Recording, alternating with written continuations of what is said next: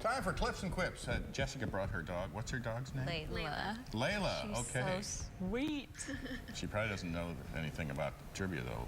We should ask the trivia later. She might bark the answer for you. All right. Well, anyway, a 10-year-old Kansas City boy did the right thing when he found $10,000 in a hotel room. He turned it over to police. He was traveling with his dad back to South Dakota when he checked into a hotel for the night.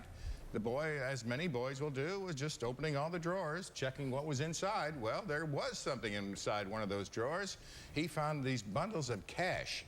His dad encouraged him to call the police and turn it in. Since no one has come forward to claim it, he might get to keep it. Nice. And there is a, yes, there is a Missouri law that makes it a felony, actually, that you could be charged with a felony if you keep that large Right, amount if you of didn't money. turn it in and somebody found out. So he did the right thing. They wouldn't do that to a 10-year-old, but I mean, if you An adult, It yes. depends on the intent, I think, a lot of times. Right. Well, police in Venezuela raided a warehouse. They didn't find money. They found some other items. Is the band trying to play?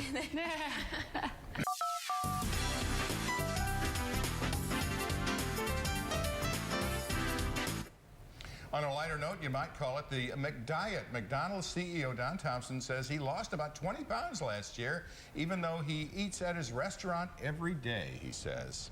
He says he keeps the weight off by working out every day. Salads make up about 2% of McDonald's sales. The remarks came at a conference where the CEO was being asked about growing concerns about obesity and how the chain is adapting.